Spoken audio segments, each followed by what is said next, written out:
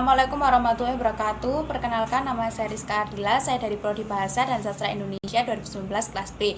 Di sini saya akan menerangkan sedikit tentang belajar dan pembelajaran. Hakikat belajar dan pembelajaran ialah terdiri dari 1. Definisi belajar, 2. Definisi pembelajaran, 3. Tujuan pembelajaran, 4. Ciri pembelajaran. Belajar adalah perubahan relatif permanen dalam perilaku atau potensi dari hasil pengalaman atau latihan yang diperkuat. Jadi sebelum belajar, kita sudah terlebih dahulu mempunyai potensi. Namun setelah belajar, potensi yang kita miliki akan dikembangkan dan diperkuat. Kemudian belajar adalah akibat adanya proses interaksi antara stimulus dan respon. Menurut beberapa ahli, belajar ialah menurut Skinner adalah perubahan respon yang lebih baik. Kemudian menurut Piaget, pengetahuan terbentuk karena adanya interaksi dengan lingkungan. Jadi jika kita ingin mempunyai pembelajaran yang baik atau perilaku yang baik, kita harus memulai dari lingkungan yang baik. Kemudian menurut Toger, belajar optimal adalah saat kita bertanggung jawab dalam proses belajar. Jadi saat kita mempunyai tugas, kemudian kita mengerjakannya dengan sungguh-sungguh dan tepat waktu, maka itu sudah disebut dengan belajar optimal.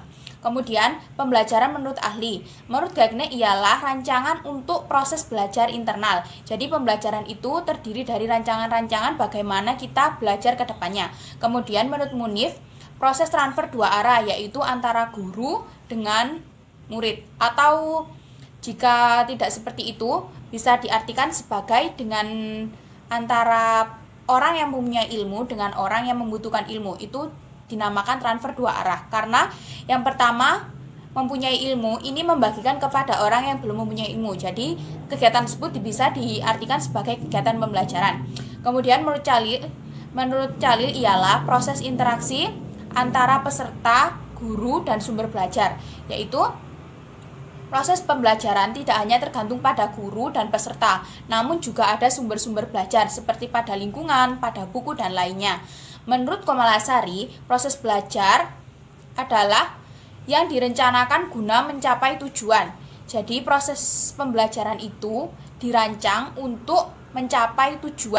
Kemudian kita berlanjut kepada ciri pembelajaran. Ciri pembelajaran yang pertama yaitu dilakukan secara sadar dan direncanakan secara sistematis. Jadi kegiatan pembelajaran itu dilakukan secara sadar dan sistematis, teratur. Kemudian dapat menimbulkan perhatian dan motivasi.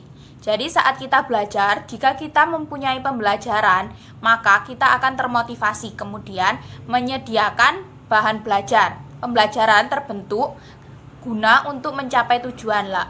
Untuk mencapai tujuan itu, kita membutuhkan bahan untuk belajar agar menambah wawasan dan keterampilan. Kemudian, menggunakan alat bantu atau media yang tepat. Seperti saat kita belajar, kita memerlukan buku dan pensil sebagai alat mencatat ilmu yang akan kita dapatkan. Kemudian, ciri lain pembelajaran yaitu terdiri dari komponen belajar. Yang pertama, harus ada guru. Yang kedua, isi atau materi. Yang ketiga, siswa atau peserta didik. Kemudian, tujuan pembelajaran ialah menggambarkan pengetahuan, kemampuan, keterampilan, dan sikap siswa sebagai tujuan belajar. Kemudian, komponen penting dalam kurikulum yang harus terus dilakukan secara profesional. Kemudian, tujuan pembelajaran agar dicapai siswa saat belajar. Kemudian yang terakhir, perilaku siswa adalah hasil dari proses belajar, sehingga proses belajar tersebut, belajar dan pembelajaran dapat kita lihat dari perilaku, keterampilan, dan sikap siswa tersebut.